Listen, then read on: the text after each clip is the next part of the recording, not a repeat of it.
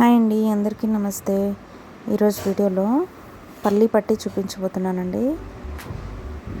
చాలా బాగా కుదిరిందండి. తప్పకుండా ట్రై చేయండి నేను చెప్పే కొలతలతో. అయితే ఇక్కడ నేను 800 గ్రామ్స్ పల్లీలు తీసుకున్నాను. వీటిని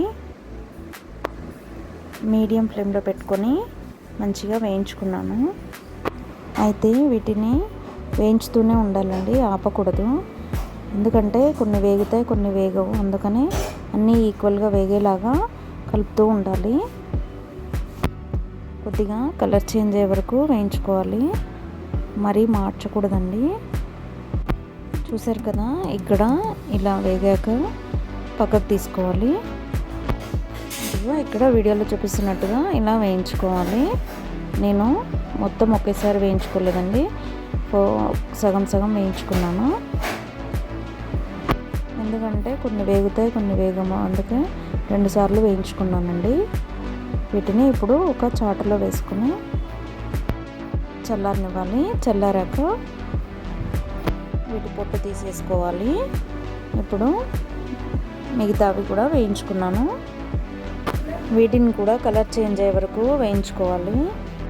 ఇప్పుడు ఇవి చల్లారాక పొట్టు పోయేలాగా మెదుపుకోవాలి. ఈ విధంగా మొత్తం పోవాల్సిన అవసరం లేదండి, ఒక 80% పోతే సరిపోతుంది.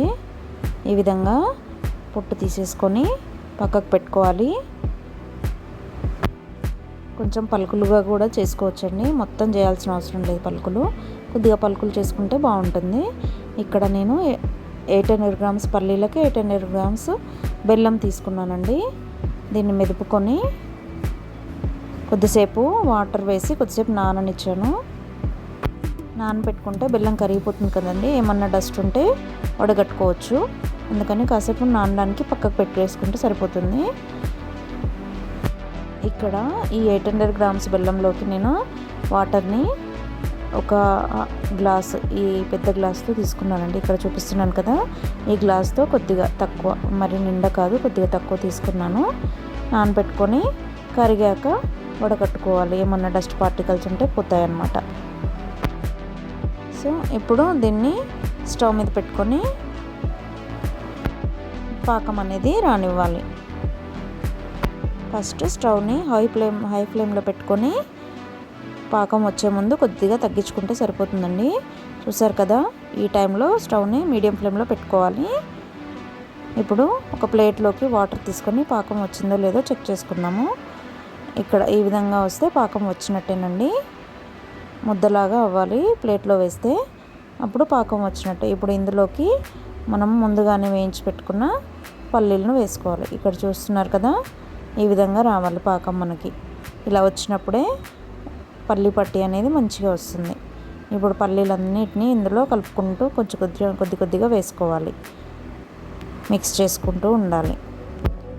పల్లీలకి బెల్లం పాకం అనేది మొత్తం మంచిగా స్ప్రెడ్ అవ్వాలండి, బాగా కలుపుకోవాలి.